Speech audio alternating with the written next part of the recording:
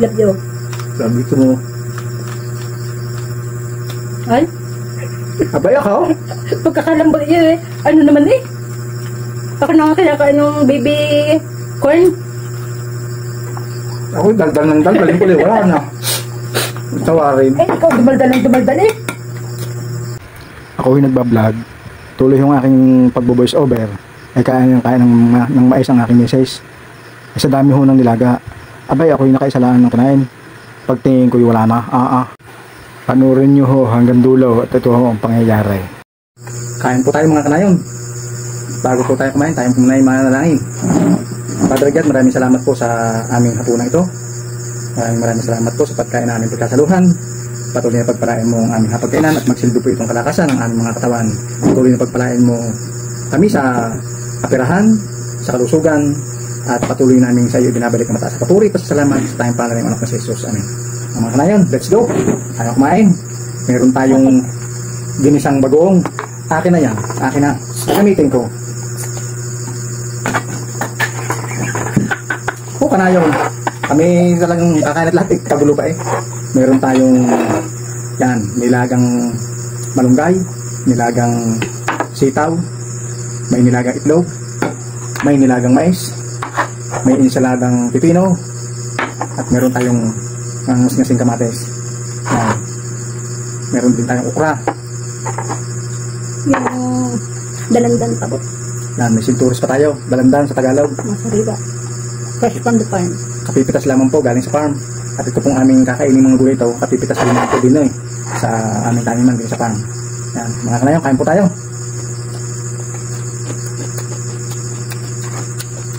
Nagluto ang aking misis ng ginisang bagoong padas.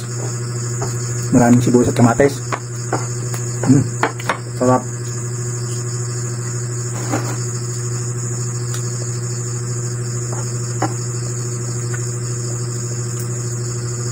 Ito kanain ang kagandahan na may tanim tayo sa paligid ng ating bahay. Ano mga oras tayo magulay, sariwa yung ating gugulayin. Ang sarap ng kamatis.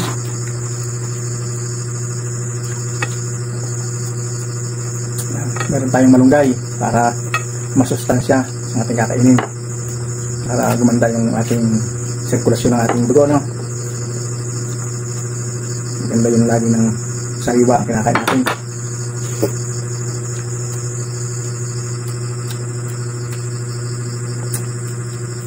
Nakapag-harvest na kami kahapon, kaya maliliit na yung natirang okra. Dami namin harvest na sitaw kahapon. May bisita kami kahapon, pinapanguha namin. Nag-uwi siya ng sitaw, pepino, okra, tsaka mustasa. Hindi na ako nakapanguha ng mustasa at tsaka pechay. Baka hindi na ako namin makain. Masasayang lang bukas na uli.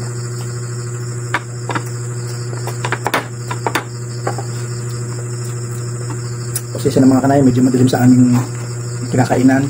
Madilim ka?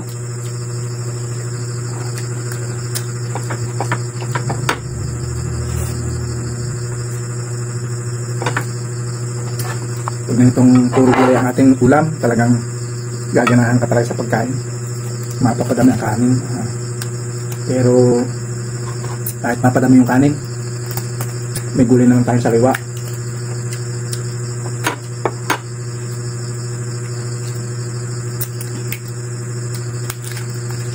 Madami po kaming tanim na gulay kasi madami pong binili. Madami pong binhi yung binili ni Madam. Hindi naman po sila malimit pumunta dito. Minsan once a week lang. Pagka nabigyan sila, yung mga kasamahan namin dito sa farm, sila yung binibigyan namin para makapagulay din ng sariwa. Hindi masayang.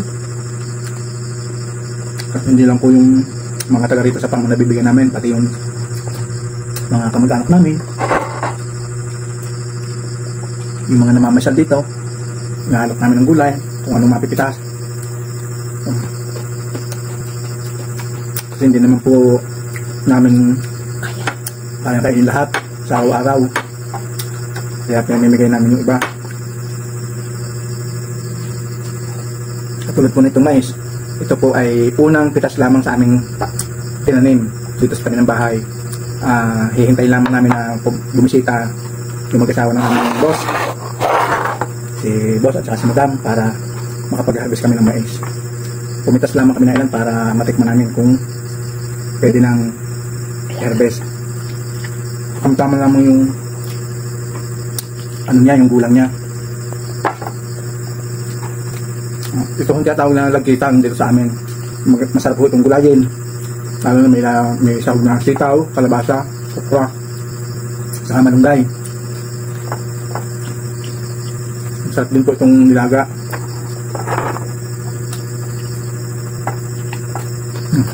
Sarap ng bagoong. Nung kami ay namamalengke, may naglalako sa palengke. Ay bumili ko kami ng isang bote. Titikman lang ako namin kung masarap. Ay masarap nga ako pala. Sa totoo lang ka na yun, ako ay hindi nangangain ng bagoong.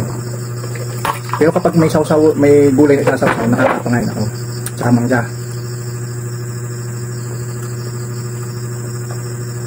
Pero kung iuulam yung bagong, ay hindi ho ako nakakapag-ulam yung bagong. Hindi ko ho.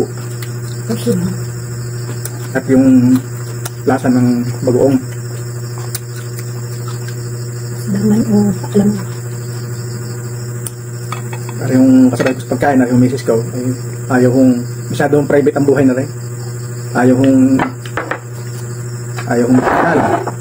Para lang daw siya magpapakita pag ako ay sikat na. Malay mo, bukas sikat na ako. Ano nga kanayang?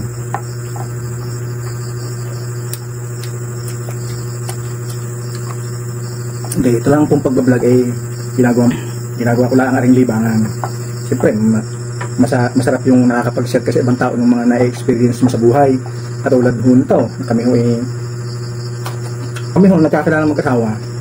Kami ho ay nagkakilala sa trabaho. Kasama ho kami niya sa trabaho. In the past 32 years, muli ho kami nagkatrabaho na magkasama na naman. Kumbaga, ay, pasensya na kayo, medyo naiyak si inyong lingkod.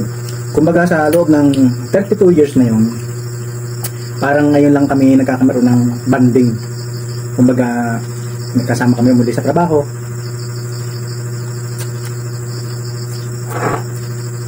Yung sa loob ng 32 years, talagang hindi namin masasabi na hanggang ngayon ay kami pa rin mag-asawa. Kasi talagang kung bagyo din laang ho ang pag-uusapan, ay dinanas ho namin ang napakalaking bagyo. Wala akong signal ang bagyong dumaan sa amin. Pero ito ho ang pinakamatinding bagyo. Alam niyo kung ano hong bagyo ito? Yun hong tukso. No. Ito ho ang napakalaking bagyong dumaan sa buhay namin. Na halos maghiwalay na ho kami mag-asawa. Pero salamat po sa Panginoon kasi nagkaroon kami ng pundasyon na kilala namin ang Panginoon. Kaya hindi naging maramot sa amin ang tadhana.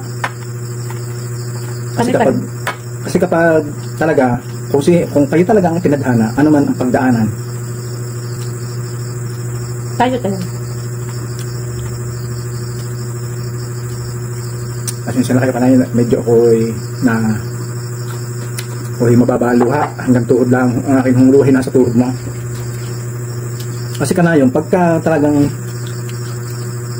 kayong itinadhana, ano man yung pagsubok na dumaan sa buhay ng mag-asawa, pag ang sentro ng buhay ninyo o ng pamilya nyo ay ang Panginoong Diyos, talagang wala akong imposible.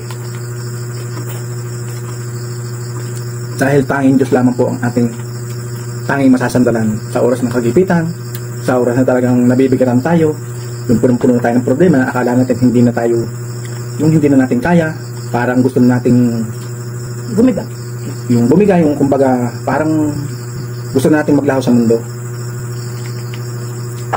Pero hindi po doon nagtatapos ang buhay ng isang tao.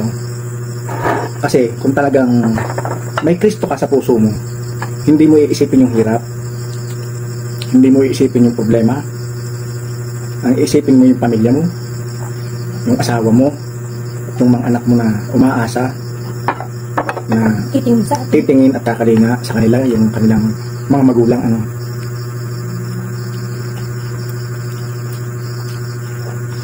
Kaya kung ang amin pong buhay ay ipapadala namin sa MMK, ang problema kung sinong gaganap. Kakadaming trabaho. Sinong gaganap na manok? Hindi. Ito lang ho ay totoong buhay lang ho itong sinasabi ko. Talagang kung bagyo din lang kung bagyo ang tumaan sa buhay namin mag-asawa, talagang kami ho ay yung dumating sa point na ang aking asawa ay